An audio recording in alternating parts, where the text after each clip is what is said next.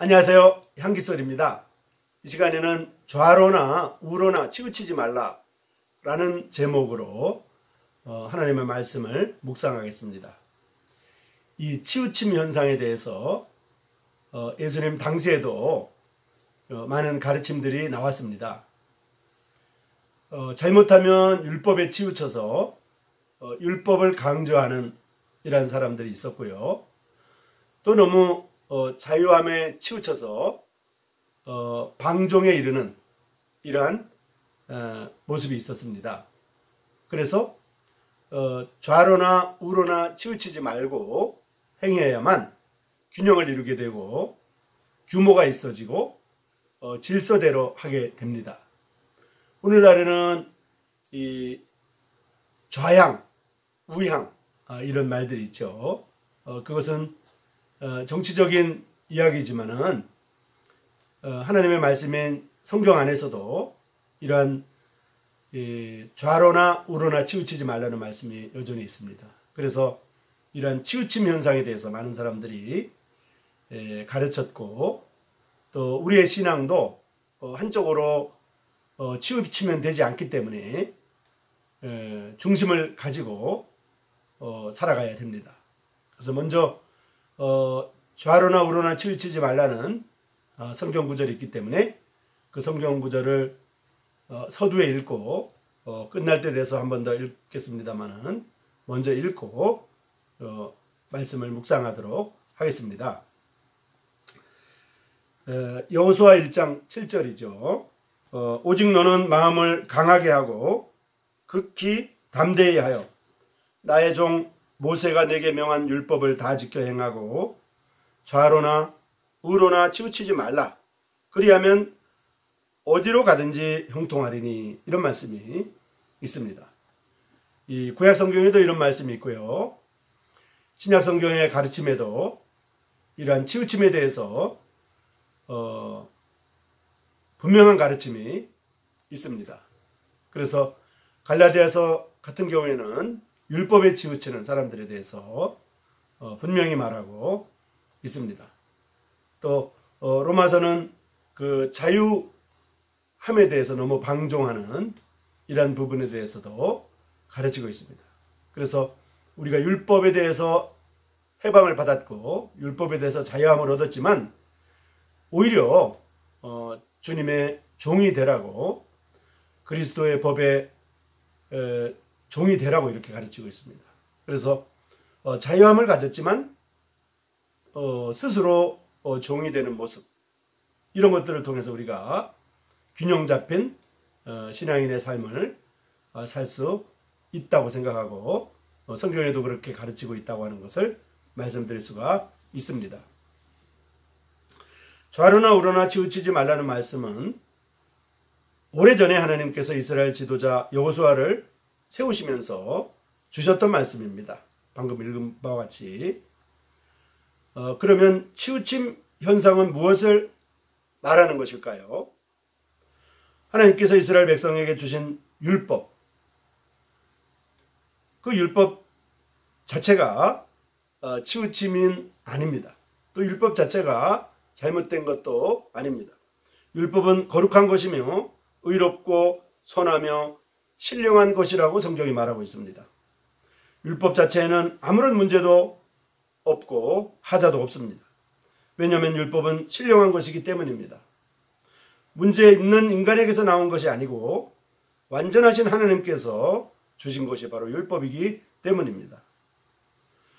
예수님의 그리스도이심을 부정하면서 구약만이 유일한 정경이며 율법 준수가 구원의 길이라 믿는 유대교나 또 그리스도를 믿되 율법 준수를 통해서 구원을 완성해야 된다고 주장하는 이러한 것이 바로 대표적인 치우침입니다.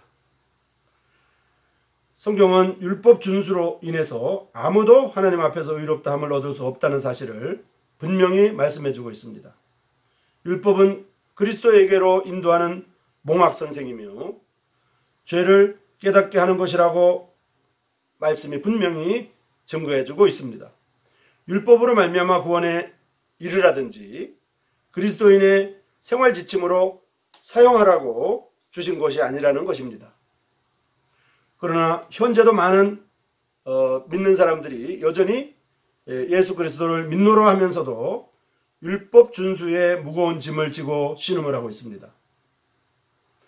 믿는 자의 의사 되시는 예수 그리스도를 의지하여 자유함을 누리기보다는 늘 자신의 행위를 바라보며 자신을 정죄하면서 반복되는 회개와 거룩한 삶을 살라는 애씀의 얽매임 가운데 있습니다. 이들에게는 진리로 인한 자유니 이런 말이 적용이 안 되는 것도 같습니다. 그리스도 안에서는 결코 정죄가 없다는 말씀이 적용이 안 되는 걸까요? 은혜로 말미암는 구원 같은 이런 말씀이 자신의 경험으로 경험되지 못한 것 같습니다. 또 다른 치우침 현상은 또 다른 관점에서 보면 이 율법의 준수, 율법 준수의 잘못된 것에 대한 반발 심리로 나타나는 또 다른 치우침 현상이 있습니다.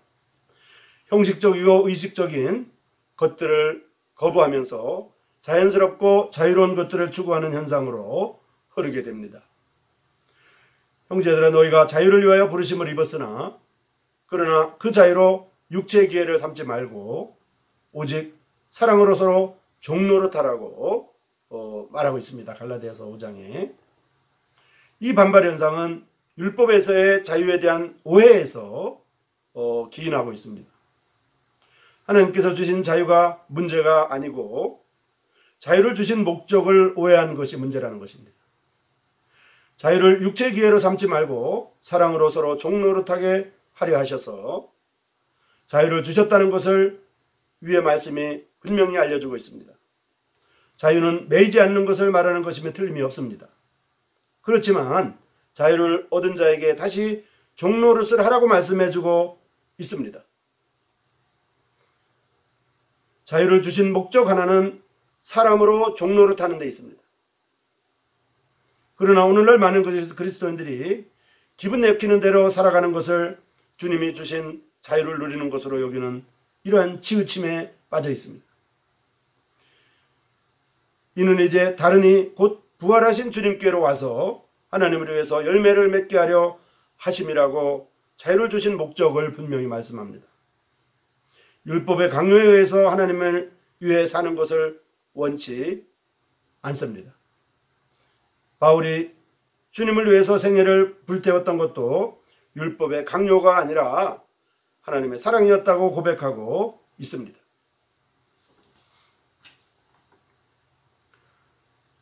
그렇지만 자유하다 하여 아무것도 하지 않거나 자신의 마음의 평강이나 기분 내키는 대로 살면서 이것이 성령님의 인도하심 가운데 사는 것이라는 치우침에 빠지지 않아야만 합니다. 하나님의 생각과 우리의 생각은 하늘이 땅에서 높음과 같이 다르기 때문에 때로는 내키지 않은 일도 해야 하면서 마음에 들지 않아도 해야 할 때가 있습니다. 사람의 본성은 섬기기보다 섬김을 받기를 원하고요. 남을 나보다 나은 자로 여기기보다는 내가 다른 사람보다 나은 자로 여김을 받기를 원합니다. 그러므로 마음의 평화를 쫓아서, 그러니까 자기 기분을 쫓아서 사는 것은 결코 율법으로부터 자유한 삶을 사는 것이 아닙니다. 한 사람의 순종치 아니함을 통해서 하나님께 대한 불순종이 죄라고 정의될 수 있게 되는데, 이 불순종은 곧 자기 마음대로 행하는 것과 같은 것입니다. 결국 죄의 종이라는 말의 의미는 자기의 종이라고도 할 수 있는데요. 인생들은 주님으로 말미암아 자유를 얻기 전에 모두 자기에게만 매어서 산다는 것입니다. 하나님을 위해서도 남을 위해서도 살지 않으면서 오직 자기 기분대로, 자기가 원하는 대로, 또한 자기 뜻을 이루려는 인생만을 산다는 것입니다. 신앙조차도 자기 뜻을 이루려는 방편으로 삼거나 신앙생활조차도 자기 기분대로 하는 경우가 있습니다.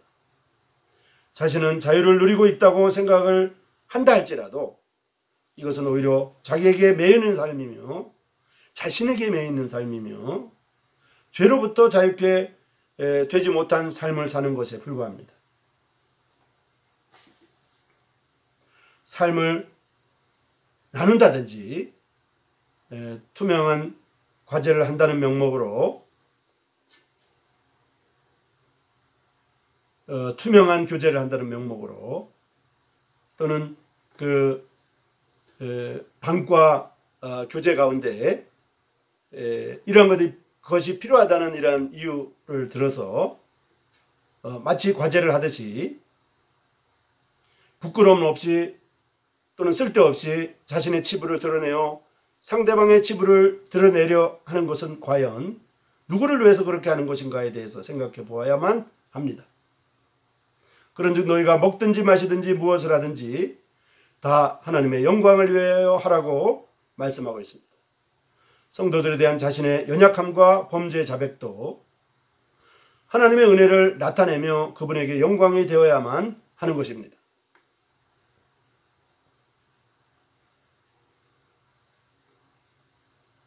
하나님께서는 율법으로부터 또 자신으로부터 또 세상 매임으로부터 또 사탄의 매임으로부터 주님의 몸으로 자유를 주셨고 여기로부터 이제 자유케 되어진 자들로 주님을 위해서 또 다른 일을 위해서 사는 삶으로 이 자유를 누리게 되기를 원하고 계시는 것입니다. 이것이 갈라디아서 5장의 의미입니다. 육체의 정욕을 제어하라고 말씀하셨지만 마시고 싶으면 마시고 무엇을 하고 싶으면 하고 이렇게 하면 안 되는 것입니다.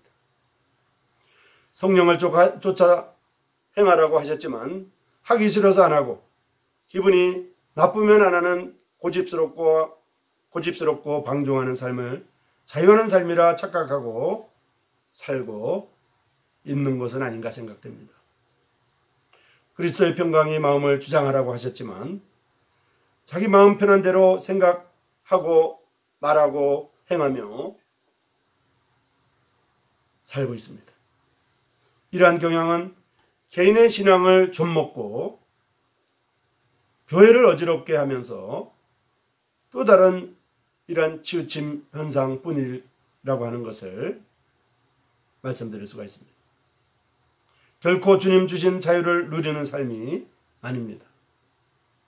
악을 선하다 하며 선을 악하다 하며 흑암으로 광명을 삼으며 광명으로 흑암을 삼으며 쓴 것으로 단 것을 삼으며 단 것으로 쓴 것을 삼는 그들은 화 있을진저라고 이사야 5장에서 분명히 경고하고 있습니다.